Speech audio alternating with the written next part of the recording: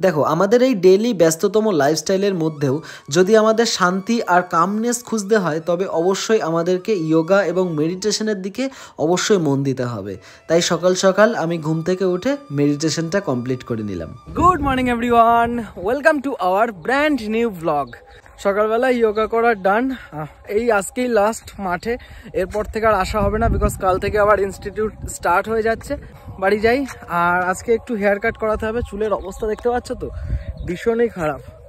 Hair কাটটা আজকে করাতে হবে, বেশ কিছুদিন পর আজকে নিউ একটা লুক আসে। সামান্য কিছু ব্রেকফাস্ট করার পর আমি আমার এই পক্ষীরাজটাকে জাস্ট বের করেছি, আর এদিকে মাহি চলে এসেছে, আর মাহি এসে গাড়ি থেকে নামবে না, ওকে নিয়ে যেতে হবে।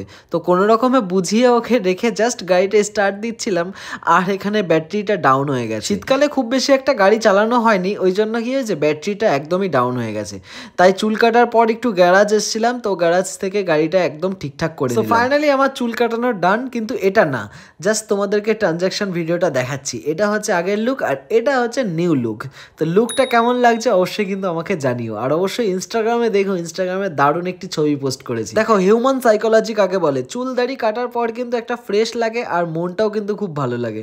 আমার তো লাগে, জানি না তোমরা কজন রিলেট করলে। আর এখন অলমোস্ট 4:30 বাজে, আর রোদটা দেখো। মিলিকে পিক করতে এসেছি স্টেশন, আর ও তো রোদে পুড়ে যাচ্ছে, তাই ওড়নাটা মুখের উপর দিয়ে রেখেছে। বেসিক্যালি ও আজকে গেছিল একাই ইনস্টিটিউট, বিকজ ওর একটা ইভেন্ট ছিল ওখানে, আর ইভেন্ট থেকে ওকে একটা মিওমোরের প্যাকেট দিয়েছিল। তো ও তো ভীষণ এক্সাইটেড হয়ে আমার জন্য নিয়ে এসছে। একা তো খায় না, কিন্তু খোলার পর দেখে জাস্ট একটা বার্গার আর একটা ফিশ চপ মেবি।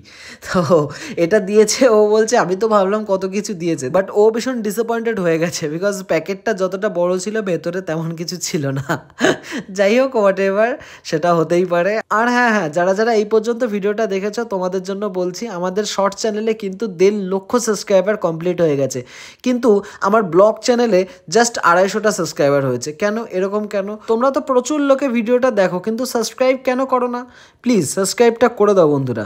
সাবস্ক্রাইব করলে আমাদের একটু ব্লগ বানাতে মোটিভেশনটা আসে। তোমরা শর্ট চ্যানেলে বলো যে ব্লগ দাও, কিন্তু সাবস্ক্রাইবারটা না হলে কি করে ব্লগ দেবো বলো, মানে মোটিভেশনটাই আসে না। তো যাই হোক, মিলিকে আসার পথে একটা কুলফি খাওয়ালাম, ওকে তো আবার কুলফি না খাওয়ালে হবে না, কিছু না কিছু একটা খাওয়াতেই হবে, এটাই হচ্ছে মেন কথা।